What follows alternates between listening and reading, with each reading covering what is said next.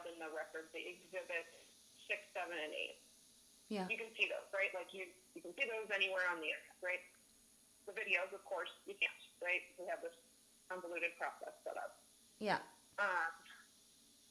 So the media are saying this process sucks. We don't like it. We have to do it. We want them to be accessible in some other more reasonable way. That's essentially what their motion is saying. The media is saying that. Yep, this consortium of members of the media. And if the you want to read that. Sorry, I read that one. I read that the consortium. Okay. I think some American publishing group or something. But I didn't know if it was. Well, it's not just Minnesota publications. But I didn't understand if they are all like AP and all the ones listed are all connected or owned by the same head. No, they're all separately owned. They're just coordinating through the same attorney. Okay, and basically, we all agree that this process isn't what we want, so we're all going to join together to file a motion. It's a tactic to try to bring more attention to their motion, essentially. Like, hey, judge, you can't ignore us. There's many of us. It's essentially the tactic. And what are they requesting? That the footage, the images are more, because last time I had to go through, which I've never done in my 25 years as a journalist, go through a pool reporter and then get notes from him and then base that on what I wrote. So what are they asking for now? I mean, I assume that this is going to be as big as OJ and they want it televised. So they are limiting specifically to the, they are objecting to the limits on the body camera videos. That's their objection. Okay, they want that to be available for everyone. And right now, like you said, you have to physically be there, you have to social distance, and if not, you can't view it. So people, I guess journalists are having to go to Minnesota to attend or cover this case. And that's, given the pandemic, is unreasonable.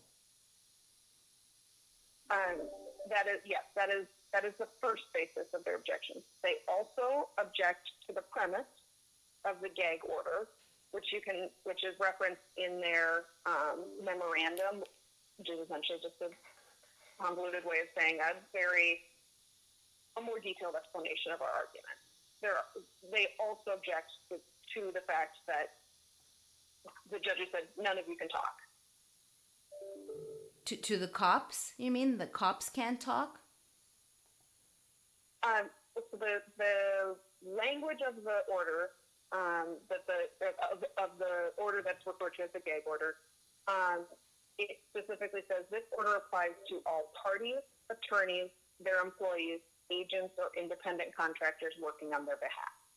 But in regards to the cops, right? Or every... The cops would be considered parties in this situation.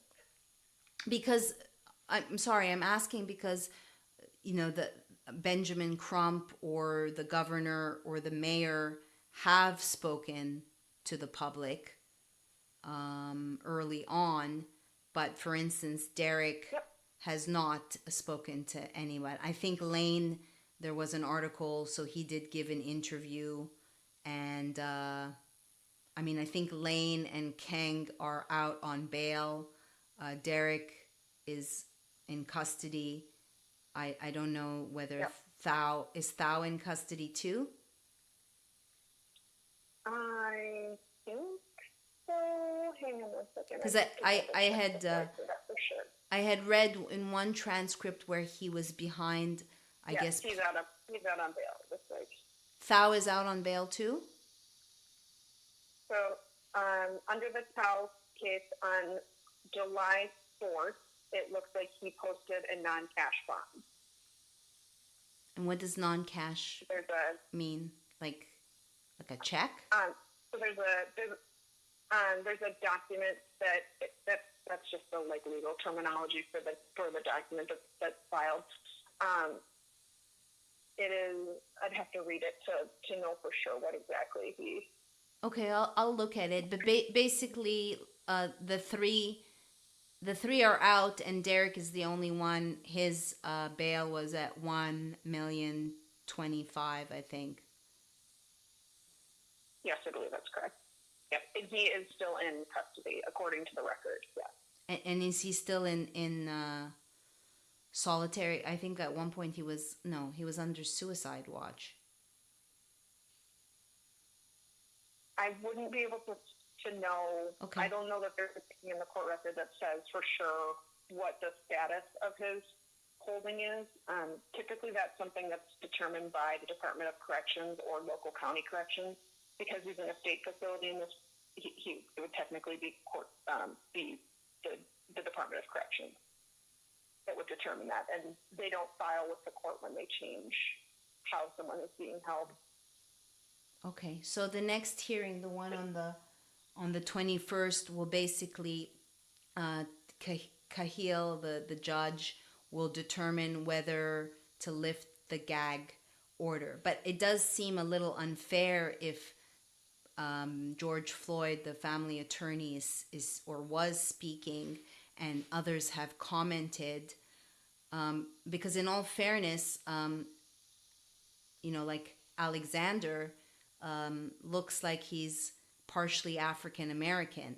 Derek was married to an Asian woman. Like, to just assume this is race and then have the entire country set on fire is a little bit dramatic. We also had I'm North African, but we had also an African American president. So just I'm not saying there's no police brutality or there is no reform needed, but to say automatically this was race when these two guys worked together is a little bit of a stretch. I can't really comment on things that aren't a part of the court record. Yes. But I don't think I heard a question in that. Is there something you're trying to ask me? Well, is Alexander Kang, is he not partially African American? I don't know his race. I'm sorry. Yeah. And it's not on any papers where they put the race? There doesn't appear, as far as I'm aware, there's nothing in the record that comments on race. It would be uncommon for the court to have documentation that would indicate his race. Okay. So, in a nutshell, basically the media or this consortium would like to televise or make the evidence more accessible. They're asking to televise the hearing. I don't know that they're specifically asking that it be televised. What I see in their filings is they're asking to have easier access to the videos that are the body cam videos, and they're asking that the gag order not be in place. Got it. Okay, and so if there is a change on the 21st, is that something, because I'm getting the updates as a journalist via text, is that something that will be sent to me, or do I go on the website that day and see if there's a change? So, are you still on the webpage? Mm-hmm. Okay. So the tab titled Attending Hearings is where information will be updated, and you can see that they've already got when the next hearing is scheduled. Under the little, it's called an accordion, but essentially if you select media, it'll open up. Oh, it will. Okay, yeah, I see. So I see something actually on the 17th. So that's information for how to get a seat in the courtroom. Okay, that's physical. Okay, got it. Okay. It'll be information about the process, and the process I would anticipate will likely be like what it has been previously, which will require pool reporting and will require you to again get notes from a designated pool reporter if you are not selected to represent your pool. And that will open up closer to that date under that tab where I can reach out, or should I just reach out to the same reporter that passed on their notes, or? It'll be posted under the same tab. So whoever gets it, if it's you, if it's anyone else in whatever journalistic category, it will be listed there. Okay. Okay, I appreciate your assistance in helping me navigate this. I do want to make sure one thing. Are you signed up for alerts for all 4 cases or just for one of these cases? Well, yes, The alerts. yeah, I got the alerts yesterday for more than one of the parties, but I will go ahead and submit. So I have to do it individually. So you have to be on each case page. So you have to be on the PAL case page and sign up to receive alerts. Then you have to select, the Chauvin case page, select sign up for alerts, the Kang case page, and so forth. Because it'll only alert you for each individual page you've signed up for. Okay, that's good. Thank So if you you've for. only signed up for, say, the Kang page, you wouldn't be getting notifications when something's filed in the Lane case. Yeah, that's good to know. Yeah, I'll do it. I'll do each one now then. Thanks for the tip. Yeah, you're not the only person that may have run into that. Like we had some confusion with that initially. So Well, everything's kind of confusing under this coronavirus. Okay, thank you for your help. I appreciate it. Have a good day.